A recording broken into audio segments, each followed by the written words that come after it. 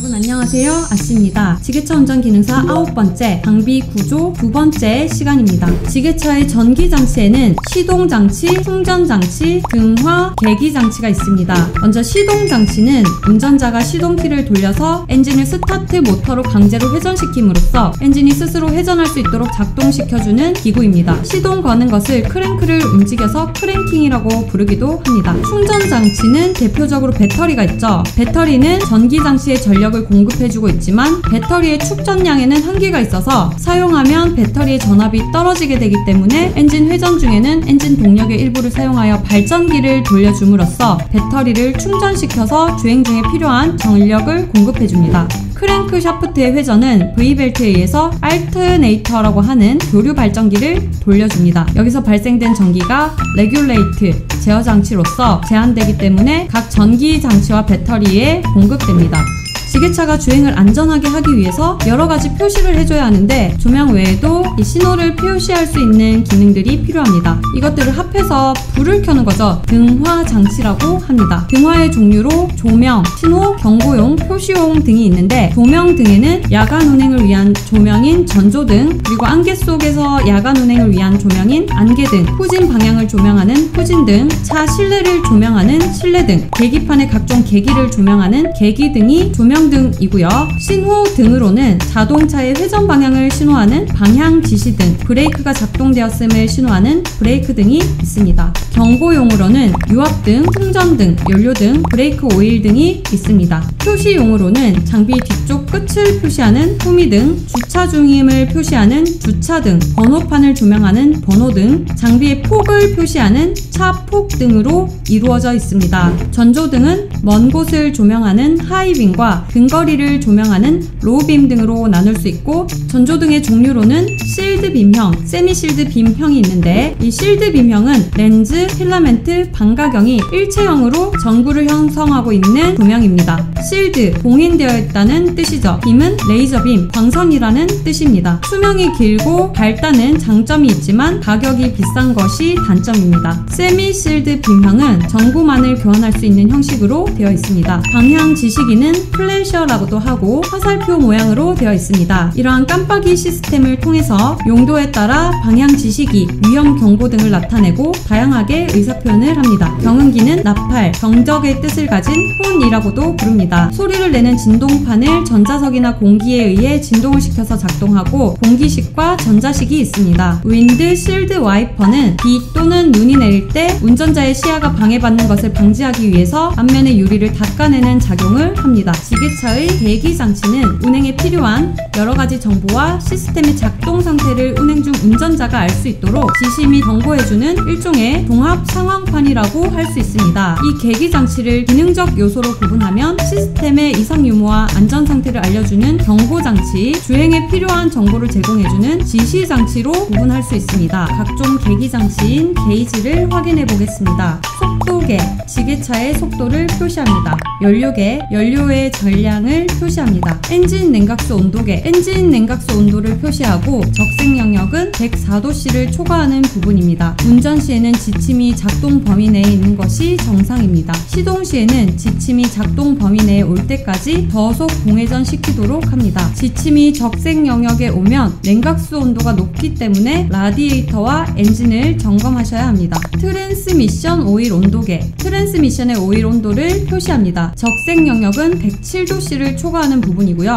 운전 시에는 지침이 작동 범위 내에 있는 것이 정상입니다. 시동 시에는 지침이 작동 범위 내에 올 때까지 저속 공회전 시키도록 합니다. 지침이 적색 영역에 오면 과열 상태이기 때문에 엔진을 무부하 또는 저속 운전으로 적색 영역에 지침이 들어가지 않도록 합니다. 다음 경고등 및 표시등을 확인해 보도록 하겠습니다. 주차 브레이크 표시등, 방향 지시 표시등입니다. 엔진 오일 압력 경고등이 뜨면 엔진 작동은 가능하나 빠른 시간 내에 점검을 받도록 합니다. 미션 오일 온도 경고등은 변속기 오일의 온도가 규정 온도 이상이 되었을 때 점등됩니다. 이 램프가 점등되면 냉각 계통을 점검하도록 합니다. 배터리 충전 경고등, 시동 스위치를 돌리면 점등되고 엔진 가동 시에도 점등돼 있으면 충전 회로를 점검해야 합니다. 에어 클리너 엘리먼트 경고등, 내부의 진공 발생 시 스위치 스위치가 점등합니다. 필터를 점검하고 세척 또는 교환 조치하도록 합니다. 전방 작업등 표시등이고요. 예열 표시등은 시동 스위치가 온 위치일 때 램프가 점등되고 엔진 예열 장치가 작동 중이라는 뜻입니다. 엔진 오일 온도에 따라 약 15초에서 45초 후에 예열이 완료되면 램프가 꺼집니다. 램프가 꺼지면 엔진 시동을 하도록 합니다. 엔진 점검 경고등, 안전벨트 경고등, OPSS 경고등. OPSS 경고등은 Operator Present Sensing 시스템으로 운전자가 2초 이상 시트를 비울 때 뜨는 경고등입니다. 브레이크 오일 부족 경고등입니다. 추가적으로 후방 작업 표시등이 있고 인칭 표시등은 인칭 스위치를 누르면 램프가 점등됩니다. 트랜스미션 에러 경고등은 트랜스미션에 에러가 발생했을 때 램프가 점등되고 LCD에 에러 코드가 표시됩니다. 이때는 엔진을 정지하고 원인을 점검하도록 합니다. 연료 수분 함유 경고등, 수분 분리기에 물이 가득 차거나 고장일 때 이 램프가 점등됩니다. 이 램프가 점등되면 지게차를 정지하고 수분 분리기에서 물을 배출하도록 합니다. 냉각수 과열 경고등, 엔진의 냉각수 온도가 섭씨 104도C 이상 되었을 때 점등됩니다. 이 램프가 점등되면 냉각 계통을 점검하도록 합니다. 조향 장치는 조향 휠, 조향 유닛, 조향 실린더, 조향 엑셀 및 파이핑으로 구성되어 있습니다. 조종 장치는 영어로 스티어링이죠. 운전자가 핸들을 돌리게 되면 핸들에 연결된 조향축이 회전하게 되고 그 끝에 달린 피니언 기어가 회전. 피니언 기어는 렉 기어와 톱니가 맞물려 있어서 좌우로 움직이고 이 부분을 조향 유닛이라고 할 수 있습니다. 요 렉의 일부에 실린더와 피스톤, 즉 유압 장치가 설치되어 있는데 이 부분이 조향 실린더입니다. 파워 스티어링액을 주입하는 호스가 있고 로터리 밸브라 해서 원형의 열고 닫는 장치인 밸브를 이용해서 펌프로 공기압을 밀어내고 유압은 반대쪽으로 빠져나옵니다. 여기에 들어오고 나가는 공기의 모습을 보시면 먼저 엔진에서 크랭크 축의 회전을 이용하기 위해 벨트를 연결해서 펌프를 작동시킵니다. 공기압을 이용해 조향 실린더의 피스톤을 밀어서 핸들 조작을 보조해줍니다. 그리고 반대쪽에서는 유압이 회수됩니다. 이렇게 필터, 오일 탱크, 릴리프 밸브를 거치게 되는 것을 반복하게 됩니다. 허브는 자동차 바퀴를 설치할 수 있는 회전체입니다.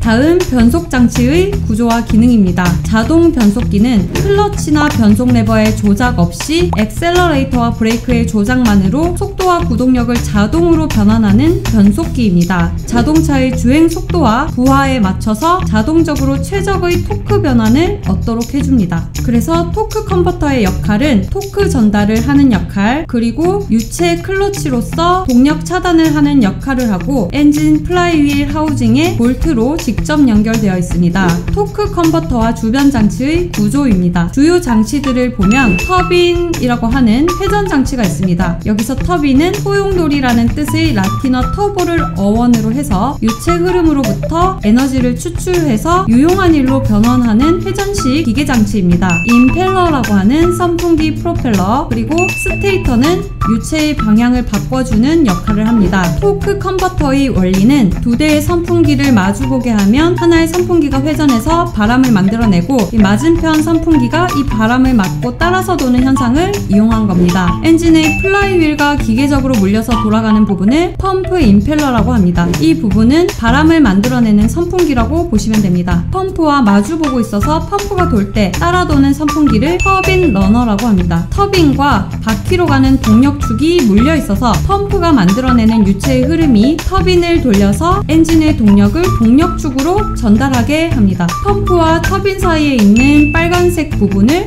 스테이터 또는 고정자라고 하고요. 스테이터는 한쪽 방향으로만 회전 가능한 일방향 클러치를 통해 하우징에 지지되어 있습니다. 즉 스테이터는 한 방향으로만 회전 가능하고 반대 방향으로는 회전하지 못합니다. 오일은 터빈 러너에 힘을 작용한 뒤 하우징과 날개를 따라 흐르고 엔진의 회전 방향과 반대 방향으로 역류하려는 오일을 터빈 러너가 흡수합니다. 만약 만약 터빈 러너에서 엔진 회전 방향과 반대 방향으로 회전하는 오일이 펌프 임펠러 안쪽으로 계속 들어온다면 엔진 회전 방향과 반대 방향으로 펌프 임펠러의 날개를 치게 되어서 펌프 임펠러의 힘이 감소하게 됩니다. 이를 방지하기 위해서 펌프 임펠러와 터빈 러너 사이에 스테이터를 설치하게 됩니다. 토크 컨버터는 오일로 채워져 있습니다. 그리고 엔진은 임펠러 휠을 회전시키고 임펠러 브레이드는 유체 에너지를 발생시킵니다. 오일이 원심력으로 통로를 따라 흐르고 이 에너지는 터빈 휠에 토크를 줍니다. 회전하는 터빈 휠을 통해 흐르는 유체는 스테이터에 의해 흐름이 바뀌는 동안 스테이터의 반대 토크를 발생시킵니다. 반대 토크가 터빈에 더해지고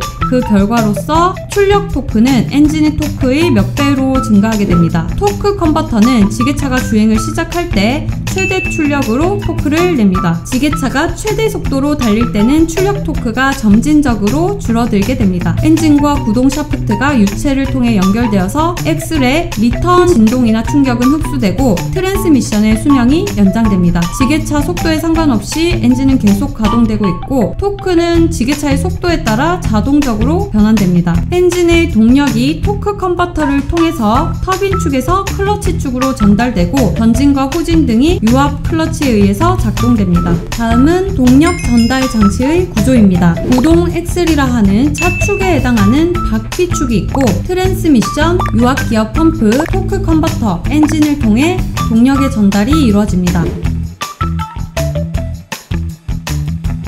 유압의 기름을 끌어오기 위해서 유압 펌프가 사용되고 유압 실린더는 유압 에너지를 기계적 에너지로 변환시켜서 선형 운동을 하는 요소로 압력과 유량을 제어해서 추력과 속도를 조절할 수 있습니다. 컨트롤 밸브를 이용해서 유량 방향 등을 제어하고 유압 탱크는 기름을 저장하는 역할을 합니다. 유압 펌프는 오일 펌프의 구성이 기어가 외접하고 있으면 외접 기어 펌프, 내접하고 있으면 내접 기어 펌프입니다. 날개가 있는 형태가 베인 펌프고요. 실린더의 빨아당기는 힘을 이용하는 것이 실린더 펌프입니다. 외접 기어 펌프의 특징은 부품수가 다른 펌프에 비해서 적고 고속 운전이 가능하다는 특징이 있습니다. 그리고 기어의 정도, 치형을 적절하게 이용하면 이상 소음과 같은 장애 없이 70에서 80% 정도의 펌프 효율을 용이하게 얻을 수 있다는 특징이 있습니다. 내접 기어 펌프의 특징은 펌프 중심이 회전하는 쪽으로 편심되면서 바깥 기어와 접해 회전하는 안쪽 기어와 초승달 모양의 스페이서로 구성되어 있습니다. 다음 베인 펌프, 로테이터 회전자가 삽입된 케이싱 내부에 여러 장의 날개, 베인이 들어있습니다. 베인, 날개가 회전하면서 송입부의 유체를 끌어당겨 송출구로 이동시킵니다. 흡입구 쪽에서 가까운 날개 사이로 들어온 유체가 이 날개, 케이싱, 회전자로 이루어진 공간에 당겨져서 회전 운동으로 송출되는 겁니다. 이때 베인 날개의 끝부분과 케이싱 내부의 틈으로 유체가 역류하기도 합니다. 주로 유압 펌프에 많이 쓰이고 가동 중에 유체의 진행 방향을 바꾸거나 변화를 줘야 하는 공작 기계나 프레스 등에서도 많이 사용하는 펌프입니다. 피스톤 펌프는 펌프 중 가장 오래전 발명된 펌프로 실린더 내부에서 피스톤을 왕복시키는 방식의 펌프입니다. 송수 작용이 단속적이므로 배출관의 하부에 공기실을 설치하거나 펌프를 2대 이상 사용해서 복동식으로 사용합니다. 원심 펌프와 비교하면 빨아올리는 성능이 좋기 때문에 기름 보일러 급수용이나 기름용 등 비교적 소량으로 고압이 필요한 곳에 사용합니다. 실린더에는 단동 실린더와 복동 실린더가 있습니다. 단동 실린더에서는 한 방향으로만 일을 할 수 있습니다. 복동 실린더의 경우에는 피스톤 양측에 압력이 걸릴 수 있어서 양쪽 방향으로 일을 할 수 있게 됩니다. 실린더 기통을 보통 실린더라고 부르고 재질은 강으로 만든 관이 일반적으로 사용되고 주물이나 합금강, 청동, 황동 등도 사용됩니다. 내면의 마모나 부식을 방지하기 위해서 두께 0.05mm 정도의 경질 크롬 도금을 합니다. 실린더 내면은 피스톤과의 미끄럼 면이 되기 때문에 누유를 막기 위하여 상당한 정밀도의 다듬질이라고 하는 쇠를 강하게 하는 처리를 합니다. 유압 컨트롤 밸브의 구조와 기능에 대해서 알아보도록 하겠습니다. 유압 밸브는 최대한 간단하게 설명하면 액체, 오일, 유로의 궤도, 즉 열림과 방향을 변경할 수 있는 장치입니다. 우선 압력 제어 밸브의 종류로는 릴리프 밸브, 감압 밸브, 시퀀스 밸브, 카운터 밸런스 밸브가 있습니다.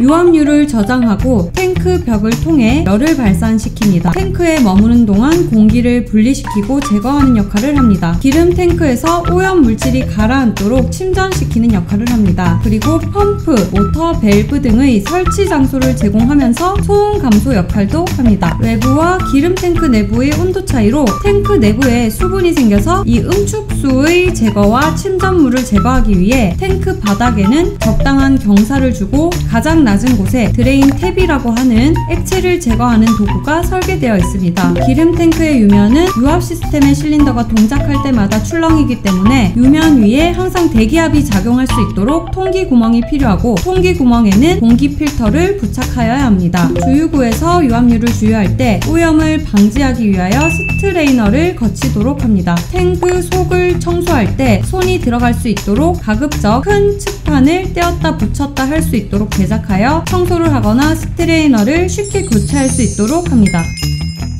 다음은 냉각 장치의 구조에 대해서 알아보도록 하겠습니다. 물 재킷은 순행식 기관에서 냉각수를 순환시키는 부분입니다. 냉각수 재킷, 물 재킷, 워터 재킷이라고도 합니다. 물 펌프는 레이디얼 펌프나 볼류트 펌프와 같은 원심식 펌프가 주로 사용됩니다. 물 펌프 축이 회전하면 축에 고정된 임펠러가 회전하면서 냉각수를 순환시킵니다. 냉각된 냉각수는 임펠러 휠 중앙부에 유입되어서 원심력에 의해 바깥쪽으로 압출되어 실린더 블록 또는 실린더 헤드로 가게 됩니다. 구동 방식은 크랭크 축에 벨트로 연결되는 벨트식이 대부분이고 전기 모터 또는 직접 크랭크 축에 의해 구동되기도 합니다. 챕터 5 작업 장치에 대해서 알아보도록 하겠습니다. 마스트는 포크 상하 운동을 위한 장치입니다. 체인은 마스트를 따라 캐리지를 올리고 내리는 체인이 있고 포크는 주요 작업 장치로 포크의 위치를 운전자가 쉽게 알 수 있도록 하기 위하여 적절한 위치에 안전 표시를 해두도록 합니다. 전후진 레버로 지게차 전후진을 선택합니다. 주차 브레이크는 주차 시 사용하고 작업 브레이크는 인칭 페달이라고도 하고 작업물을 싣기 위해 장비를 정지하고자 할 때 사용합니다. 엔진의 동력을 작업 장치 쪽으로 이동시키는 역할을 합니다. 브레이크는 장비를 정지하는 역할, 가속 페달로 엔진을 가속하고 리프트 레버로 포크를 상승시킵니다. 틸트 레버는 포크를 기울이기 위해서 사용합니다. 다음 포크에 장착하는 장치들입니다. 로드 스테빌라이저는 상단에 압착판 덮개를 부착한 장치고요. 베일 클램프는 양쪽 다양한 크기의 날개를 부착하여 화물을 양옆에서 클램핑하는 장치입니다. 화물 표면 상태에 따라 날개에 고무 패드를 부착하여 사용합니다. 여기까지 장비 구조에 대해 알아보았습니다. 구강에 대한 내용이 좀 더 이해가 되셨길 바라면서 강의를 마치도록 하겠습니다. 감사합니다.